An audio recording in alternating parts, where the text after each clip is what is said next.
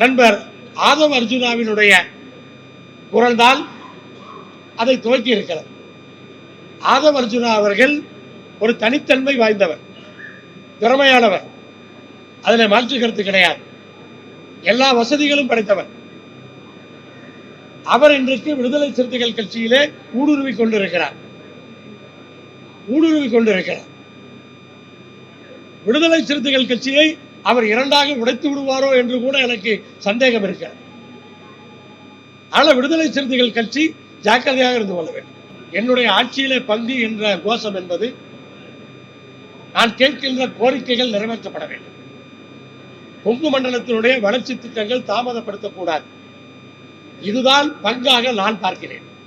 என்னை பொறுத்தவரை அதாவது ஆட்சியிலே பங்கு, அதிகாரத்திலே பங்கு என்பது தேர்தலுக்கு பிறகு இருக்கிற சூழ்நிலையை பொறுத்து அது தானாக நடக்கும்.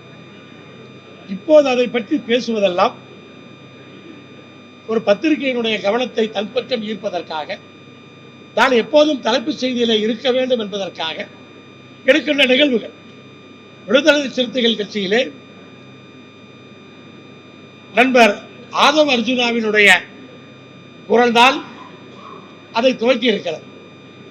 ஆதவ் அர்ஜுனா அவர்கள் ஒரு தனித்தன்மை வாய்ந்தவர், திறமையானவர், அதில் மாற்று கருத்து கிடையாது. எல்லா வசதிகளும் படைத்தவர். அவர் இன்றைக்கு விடுதலை சிறுத்தைகள் கட்சியிலே ஊடுருவிக் கொண்டிருக்கிறார். விடுதலை சிறுத்தைகள் கட்சியை அவர் இரண்டாக உடைத்து விடுவாரோ என்று கூட எனக்கு சந்தேகம் இருக்கிறது. ஆனால் விடுதலை சிறுத்தைகள் கட்சி ஜாக்கிரதையாக இருந்து கொள்ள வேண்டும்.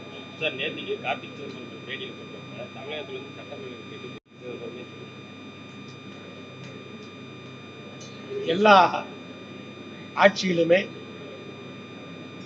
இதை போன்ற குற்றங்கள்